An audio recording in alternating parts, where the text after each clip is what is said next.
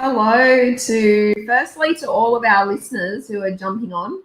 They've had to do this great effort at logging off the next one and jumping onto the next one to watch our live. So, and then a huge welcome to Jill, who's going to take us through a conversation today all about our shadow. She's talking to returning to wholeness using the shadow method. So I'm really interested to see what your take on the shadow is and what method you have for helping to heal and process and to integrate some of that back into our wholeness.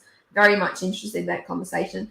Jill is a success mindset coach. She's a spiritual mentor, and she is involved with something called the Freedom Project. So that's where I'd like you to start, if you don't mind. Can you share a little bit about what the Freedom Project is and then what you do, and then jump into your topic? That would be fantastic. Yeah, for sure. Thanks, Michelle. So the Freedom Project is my not-for-profit organization that I set up really just to, I guess, allow me a space to do my work and to also have people contribute to then offer, scholarships and things throughout my programs to people that are maybe less fortunate and unable to access, coaches and mentors and this material that, everyone has access to this material, but not everyone has access to a personal coach or a personal mentor. And so that's basically what that's all about. Fantastic. Yeah, but my work, it really encompasses so many facets of the spiritual journey. It's anything from sort of energy and creating your reality all the way through to, returning to wholeness is a theme through my work. And so, when you start on this spiritual journey, you really start to learn that you are able to create your reality. Now, we are all energy, right? My couch is energy, your energy, the plants are energy. Everything is energy. It's just energy that's slowed down into matter. And so everything has a frequency.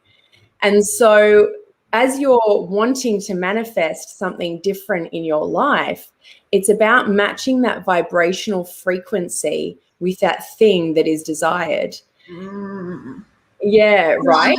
I'm saying like that because a lot of people, when they're manifesting, don't understand that. They don't understand that they need to be at the vibrational frequency of the thing that they want to bring into their world for the manifestation to be successful.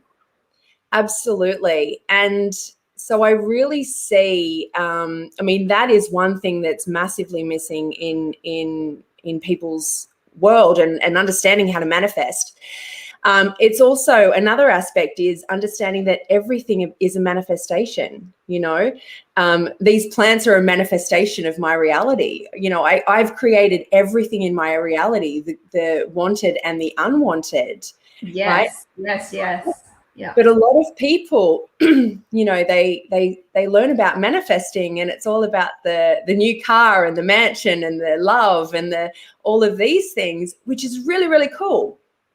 You can absolutely have any of those things. And it's also understanding that you also created that job loss. You also created that argument. You also created that tripping over and stubbing your toe, right? And it's in that stuff. If you're willing to look at that stuff and really understand that you create that too, then that's where the gold is, because that's going to show you your subconscious beliefs, perceptions, perspectives that are actually keeping you stuck and are actually... They're kind of the keys to your shadow if you look at it in that light, aren't they? Absolutely. And they're the things that are keeping you from manifesting what you really want. And so as we start to explore the subconscious, we can kind of work out, if you become aware, if you become super, super aware of your reality, and what you're creating within it, then you can look at your results and you can go, okay, so what's going on for me subconsciously that's attracting that to me? Why am I on a vibrational match to what's just happened? How can I learn from that? And it's almost like a lot of us have this attributional error that we don't actually think we're responsible for things that we are responsible for, like our lives, for example. Totally. And, And people sometimes think, oh no, well, I'm responsible for that because I literally, had that car accident. But if someone created that car accident for them, then that's when the responsibility goes out of the window, if you know what I mean. But that's when we get to blame everyone else around us for our life. Exactly. And if you're blaming, then you're a victim to your circumstances and you're unable to change. So I see a lot in the spiritual sort of community and growth community. There's this desire to be, love and light and joy and high vibe and, positive thinking and all of this. And that's beautiful and that's awesome. And that's absolutely where we want you to be. However, that's also not life. So, if you're only focusing on being love and light, but you're actually dying inside, then you're not high vibing. You're not congruent. And you're not authentic either. You're absolutely not authentic. And you can tell when someone's not being authentic, and they might walk around with a smile on their face, but there's something that happens, and it could be non-consequential, but they lose their stuff over it. I was about to swear then.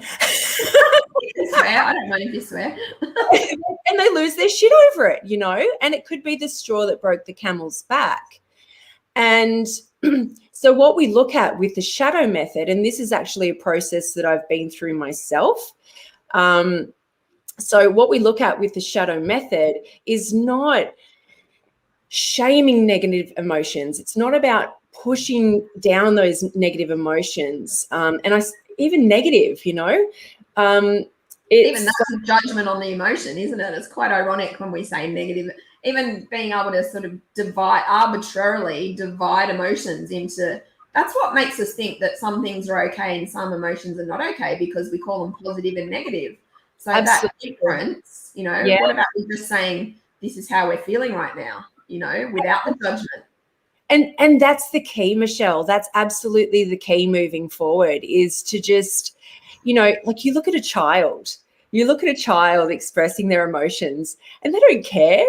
They're not thinking, what is someone going to think of me if I'm chucking a tantrum in the middle of the shopping centre? They express fully. They definitely don't mind what people are thinking of them. Right? And I'm not suggesting for a second that, as 40-plus-year-old women, we go and chuck a tantrum in the middle of the shopping centre. I feel like that sometimes, especially when I have to go shopping. Right. But what I'm saying is, there is healthy ways to process these emotions. And, I've experienced extreme amounts of anger at times over my journey. I've experienced a lot of trauma, and, coming through the other side of that, it's it's amazing, and I'm just alive and in love with life. However, are you open to us just doing a really quick experiment where we get everyone who's listening just to drop into the comment box how you're feeling right now? Are you happy? Are you angry? Are you sad? Are you annoyed? Are you excited? Are you peaceful? Are you calm? Just drop in just one word exactly how you're feeling right now. That would be awesome. And what are you really feeling? Are you pissed off by something that I said? Are you pissed off because I just said pissed off? And this is key, right? Because if we can fully express our emotions, if you're angry, go and beat the hell out of your pillow. If you're sad, cry. And if you're having trouble crying, put on a sad movie. Feel what you're feeling and let it flow through you. Because I think that what can happen is you can get to the point where you can become so good at reframing your emotions that you don't allow the genuine emotion to actually come through. Because when you feel it coming through, I know I do this quite a lot. I'm so good at reframing something, but when I feel a negative emotion coming through, I'll instantly reframe it. And then some of the time I just sit there and I go, why would I do that? Why would I not just feel how I'm feeling rather than trying to shift how I'm feeling all of the time? And we've got a few comments about how people are feeling right now. Someone's feeling triggered, someone's feeling great, someone's feeling lost, and all of those are perfectly how you're feeling, which is fantastic. Thank you for sharing those with us. Thank you. Yeah, thank you for sharing. And so just on that triggered comment, if I can help you with that. So every person and every situation is coming to heal you. And if you can fully grasp that, if you can fully understand that, then you can look at what's happening and you can say, what is it about that situation that's triggered me, right? And that's the start of the shadow method, is understanding your triggers, what's coming up for you, what's unhealed in you, what's disowned in you, you know, and where did you learn that it was not okay to be like that? And so it's triggers. I always say triggers are our friends. They are such a blessing because they're helping you to become aware of that subconscious beliefs and programs and patterns that you're not yet aware of. I always laugh with a trigger because on one hand you want to feel really annoyed and upset about it because something's just happened, whatever that thing is. Yeah. And then on the other hand, you're going, oh, this is supposed to be good for me. How the hell can this be good for me? and look, and in the beginning, I got to tell you, like, I was just pissed off, you know, I didn't want to be triggered. I just wanted to feel good. But when I stopped and I surrendered to the process and I really learned, you know, what triggers were and that they were me returning to wholeness and becoming more authentic, then it opened up a space for me to allow and to process and to fall in love with being triggered. Maybe not in that second, but shortly after, you know, there's that beautiful there's that beautiful ability to reflect back and go, okay, I was triggered, I've reacted, now let's unpack it and work through the process, work through the shadow method, and then we come out the other side and we just don't plug in anymore. Can I ask you a question about the shadow method? Is this something you've developed or is this someone else's method you're using, or where does the kind of way that you're doing it in the process come from? Yeah, so the shadow method is a process that I've created and I'm in the process of creating the course at the moment. It stems back to the work of Carl Jung. Actually, he was you know, the Swiss psychiatrist actually first coined the term the shadow, and it's really it's the disowned aspects of self. So it's not just all about the yucky stuff that we don't want to be. You know, we don't want to be the angry person. We don't want to be the sad person. We don't want to be the bitch, the jerk, the whatever. It's about the light stuff too. It's about the golden shadow. And so when we... Tell us more about the golden shadow. I haven't heard that term that way before.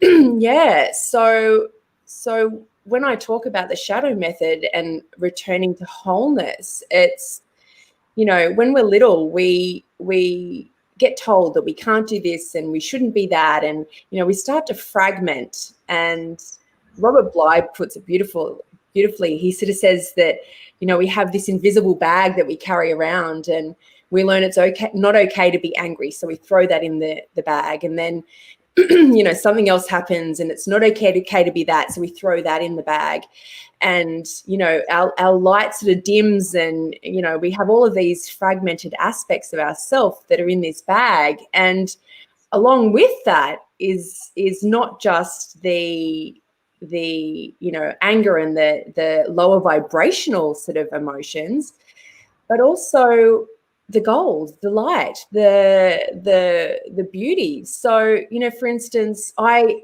look at you and I see, you know, kindness and, you know, genuine and all of these beautiful aspects of you, right?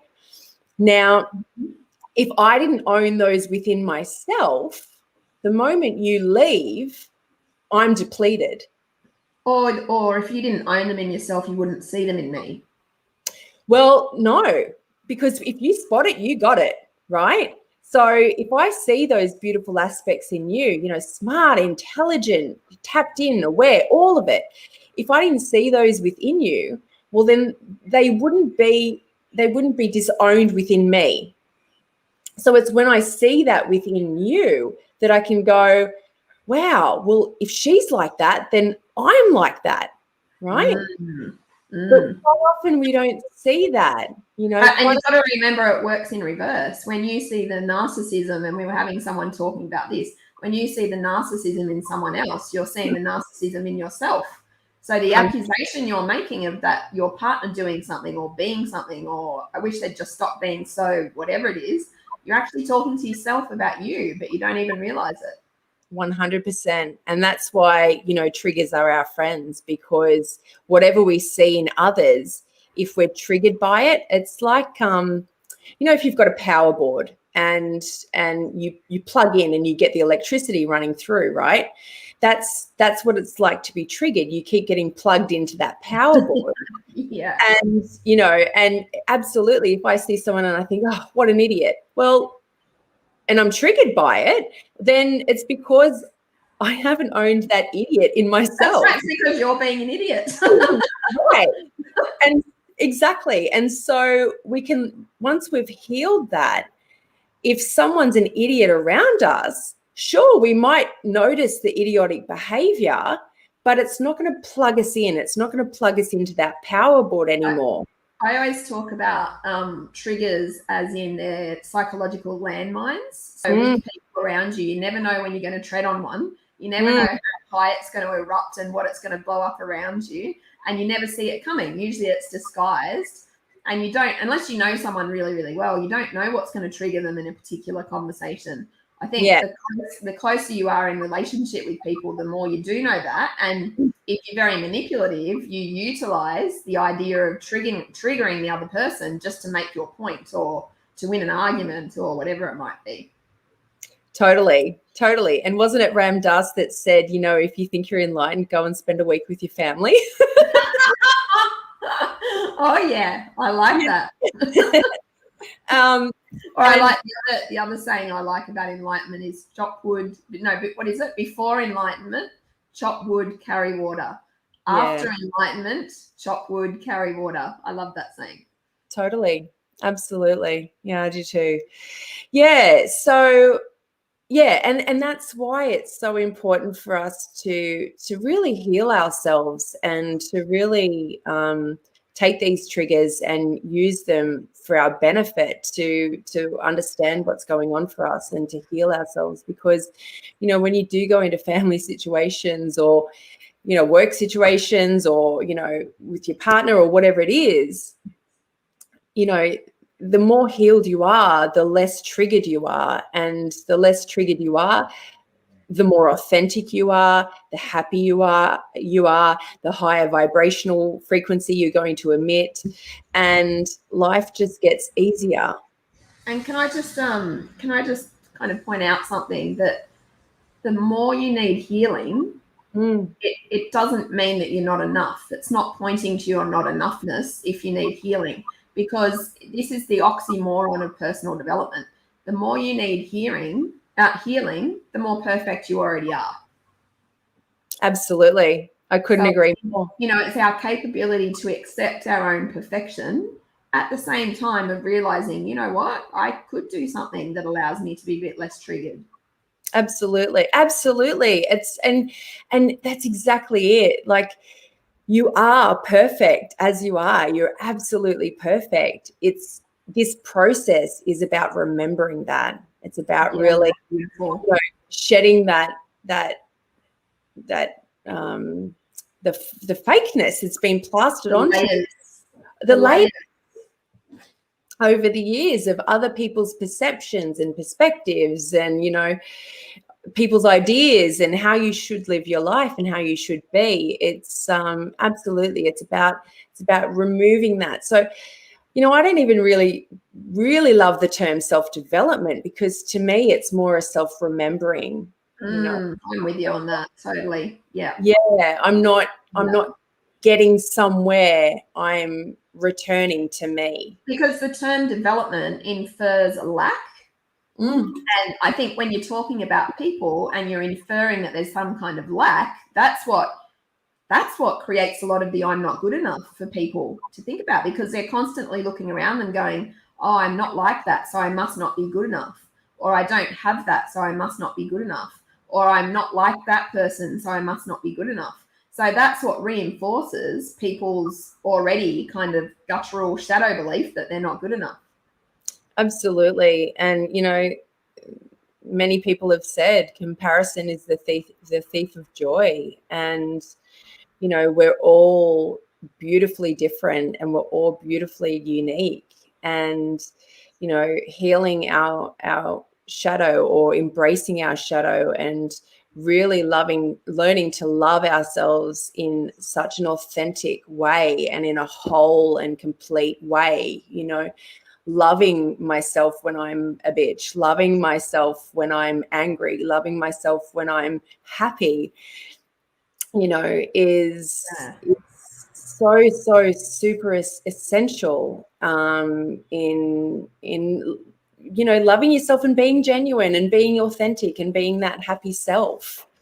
We've got a question from someone, and hopefully you can focus on this now. What are the real practical steps in shadow work? Like if someone's listening and they're going, yeah, this is me, I need to do this. What are the to-dos that they do? Step 1, 2, 3 kind of thing.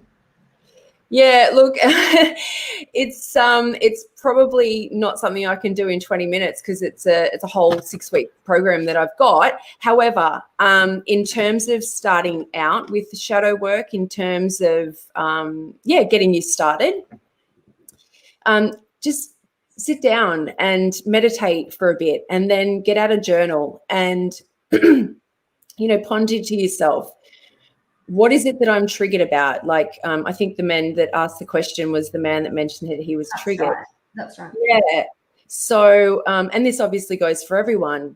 You know, what's something that has triggered me? And you know, really just don't think about it, but feel into it. You know, I think our analytical mind can get us in trouble sometimes, but it's about feeling into that trigger, you know. And just start to journal. That is one of the best things that you can do, just to not think and let it all flow from you, and really cement in the back of your mind that if someone has triggered me, it's my stuff, and if they're projecting and I'm just observing, it's their stuff. And so what I mean by that is, you know, if you're sort of walking down the street and you see someone litter, and that really triggers you, and you know, like, oh, what a disrespectful person, you know, throwing that shit on the street, and how dare they, and you're really triggered by that, then that's your stuff. However, if you're walking down the street and you notice someone litter and you're like, oh, that person just littered, I might pick that up and put that in the bin, then that's not your trigger. That's not your stuff. So similarly, if, you know, for instance, if I say to you, you know, you're this, that, the other, and it's quite derogatory, and I'm not going to say that to you because I project that on you. That's all right. It'll go like that anyway. If I say to you, you know, oh, you're such an asshole. You're fat, you're ugly, you're dumb, whatever, right? And you're sitting there and you're going, am I really an asshole? Cool. Then you're not triggered by it. Then it's not your stuff, right? But if you are triggered by that, then yeah, there's something to look at. Have I disowned my asshole? You know, am I disowning? not physical, not your physical anus, but I'm a real visual person. I went there too, don't worry. I went there too. Apologies, folks. But yeah, so if someone calls you an asshole and you're not triggered by it, then that's their stuff. They're projecting the fact that they, in fact, are the asshole, and they've projected that aspect of self I think that idea of knowing what to own, like what is truly yours, and knowing what not to own is so important, because I find when I'm coaching people, they're constantly owning other people's shit.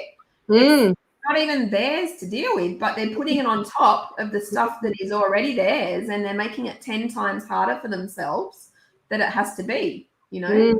And you know, that's a consequence of, you know, low self-esteem and lack of self-worth and self-love. It's like, you know, everything's my fault, like, you know. And yes, we are the creators of our reality. However, as you start to build that self-worth and that self-esteem, and you start to own your shadow, those things stop sort of showing up, right? So for instance, let's come back to the asshole.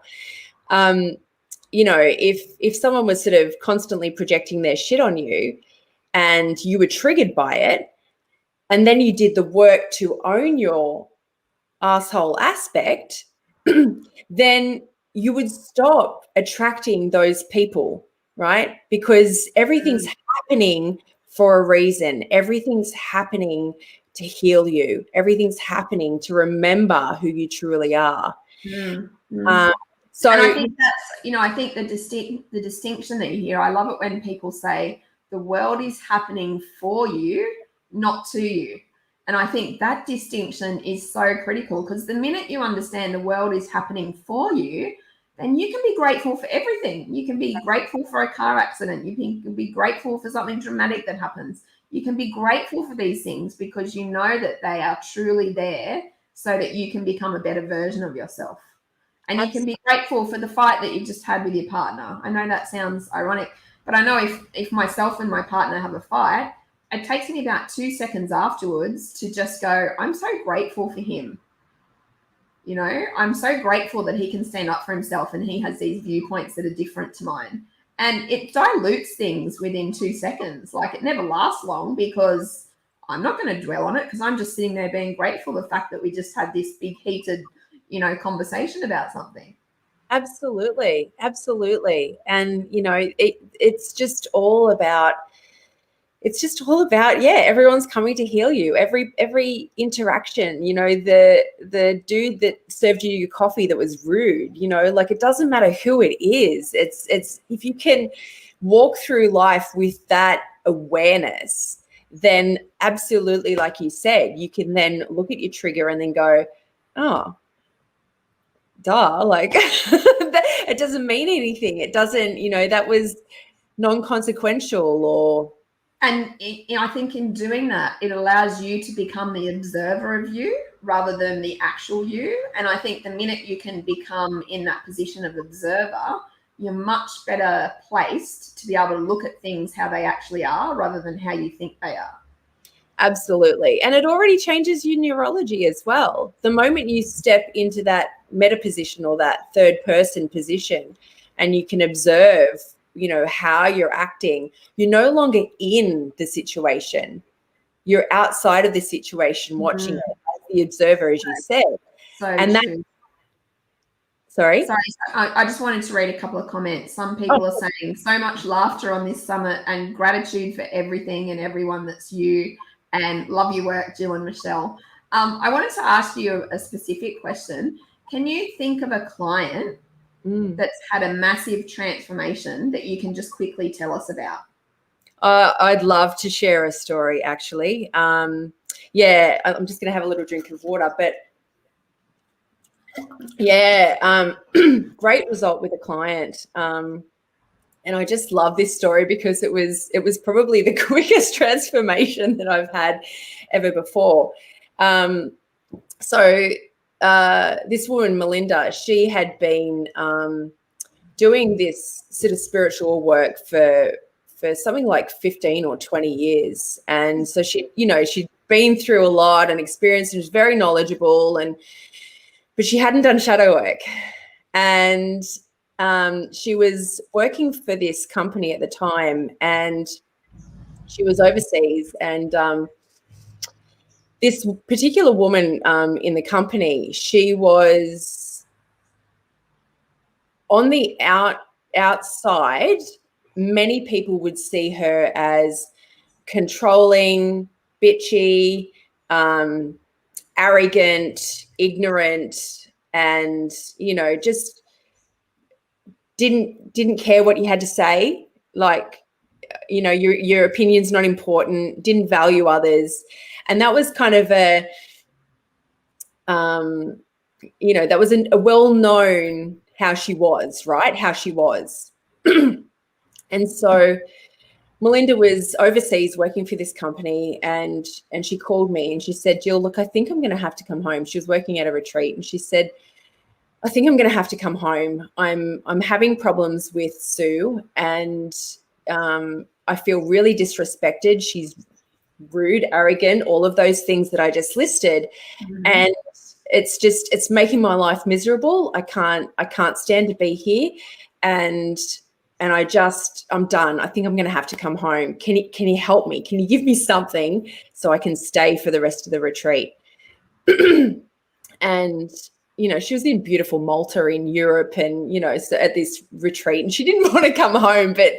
But anyway, so we jumped on a call, and she told me what was going on. And I know this woman personally as well. And I just said to her, well, Melinda, you're rude and arrogant and ignorant, and, you know, can be quite dismissive of other people's opinions.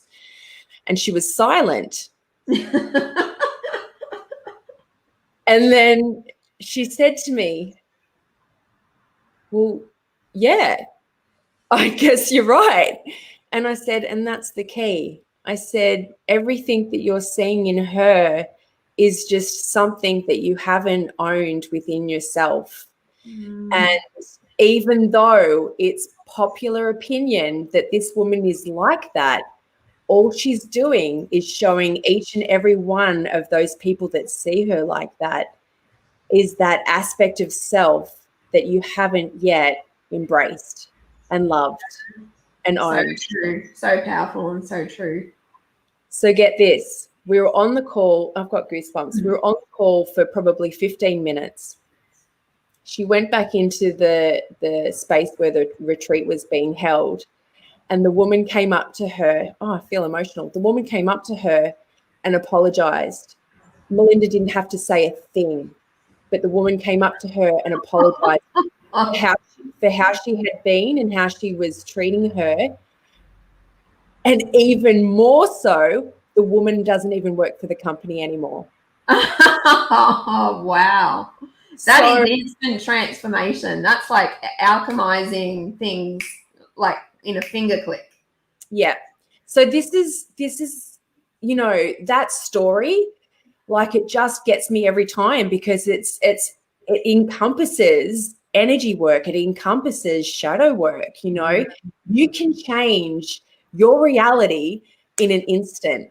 You know, we don't have to go through time. We don't have to go through space and make people understand how they feel and, you know, do this kind of third dimensional sort of work, and we can change our energy and we change our reality. I just want to ask a question to the group after people are listening to that example.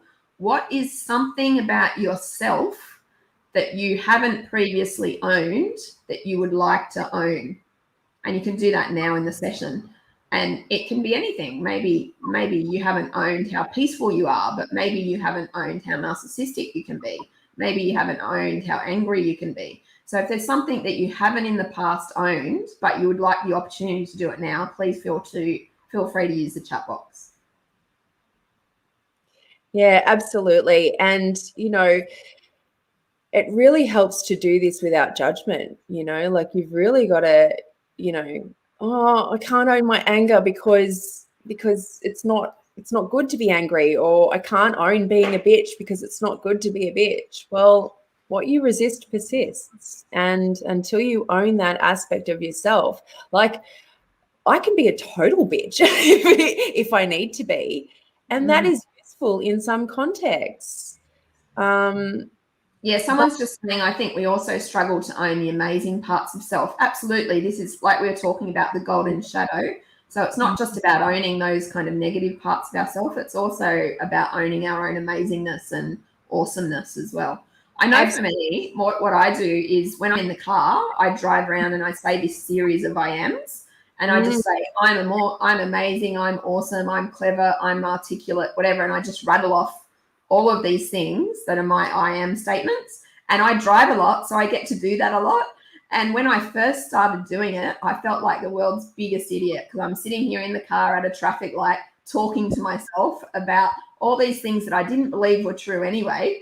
But now I love it. I love a chance to get in the car and go, I'm this. And I always say I'm humble because for me, my trigger all along has been people's arrogance. And when I realized that the trigger that I have about people's arrogance means that I'm also arrogant, I was just like, holy crap. So for me, it's a big one. Yeah. And so I am affirmations are so super important. But I wonder what would happen with you next time if instead of saying I'm humble, you actually said, well, yeah, shit, I'm actually arrogant too. I'll try it and let you know. And it's not, you know, that's not necessarily something that we want to continually affirm and you know, program ourselves to be, but it is just recognizing that, you know, arrogance is useful in some context, you know, just as being humble is. Yeah. And I think that, when you really get to that space where you have a comfort level at being able to talk about yourself like that, and I don't mean in a derogatory manner. I'm not even meaning being derogatory about yourself, but it's more that observational self where you're going, oh, I've really noticed that I do this from time to time. Absolutely. You know, that's not really working for me, is it? How about I try something different? And it's just, it's just about having that compassion for self, you know, like, can I love myself for being arrogant? Not really. Okay, well, can I love myself for not loving myself for being arrogant? You know, like keep stepping back so you can find that love for self, that compassion for self. It's through love and compassion that we really are going to heal. And, you know, when we heal ourselves, we heal others. So. And then we heal the world. Absolutely. You know, we had a lady who's an architect come on and talk the other day, and I asked her a question about if she was in charge of redesigning the world, what would she do, you know, with no kind of boundaries, with any access to any kind of people that she needed. And her answer was so beautiful. And she talked about recreating the world in healing centers and creating healing centers in all these different countries in a way that was in touch with whatever that country's traditions and customs and everything, indigenous wisdom was, and really working in a way that allows us to move from where we are now into the new earth. You know, it was such a powerful conversation. And that birth of the new earth, it's, you know, with everything that's going on in the world at the moment, to be able to focus on that and, you know, to really create that, right? And it's our collective shadow, it's our collective consciousness that has created this current situation, you know. If you think about the shadow, one thing I love about the shadow is it doesn't just operate at an individual level, it also operates at a collective level. So, for example, the team that you work in can have a shadow. The organization that you work in has a shadow. Our country has a shadow. Our whole globe and galaxy has a shadow, you know, and I think that's just so enormously powerful when you think of it that way. Absolutely. And as you heal your own shadow, as you know, learn to love yourself completely, authentically, fully, then, like I said, that then flows on and we shift the vibration of the planet. Yeah. And that's what it's all about, is increasing our consciousness through shifting our vibrations. Yeah. And fun, you know, like we're souls having a human journey. We're not humans having a soul journey. And so, you know, we're here playing this game for this lifetime, and then we're going to get to play it again. And, you know. So just to change tacks just a little bit, we've got about 5 minutes left, but I did see somewhere randomly you posting on Facebook. Correct me if I'm wrong. Have you just submitted an idea for a PhD? No, but I have not an idea, but I have enrolled to do my doctorate of philosophy, specializing in transpersonal counseling. So do you want to tell us a little bit about that and what kind of things you're going to be focusing on? Yeah, look, I literally enrolled 2 days ago. I haven't looked at the course material yet, but it's really just going to be, doing what I already do now in my coaching anyway, and that is really just to awaken people to their higher purpose, their higher power. To get in touch with the mystical, and I'm a huge fan of the mystical, and visiting different dimensions and space and time, and Awesome. Oh man, if I'd known that, we would have had a very different conversation in the last hour. I can talk to you for hours and hours about what I've seen and experienced. That's for sure. It's Yeah. I think just quickly, do you want to talk to the idea of multi-dimensional being, and we can wrap up with that conversation? Yeah. So I actually just put a post up this morning about the fact that time does not exist, and this idea of deja vu. What is it? And when you experience deja vu, it's because you literally have already experienced that thing that you're experiencing now. It feels so familiar because you've been there. It is. Yeah. Yeah. And so we are multi-dimensional beings. We are living this life. We're living, so people talk about past lives, but they're not really past lives because they're just other lives happening simultaneously. We're still children. We're also elderly. We're having these other life experiences, and our souls are just they're really running amok, and just having this this multi-dimensional experience, and that's because time does not exist. Time is just a human construct that we have to make sense of this reality. For me to go from here to there, it's going to take me time.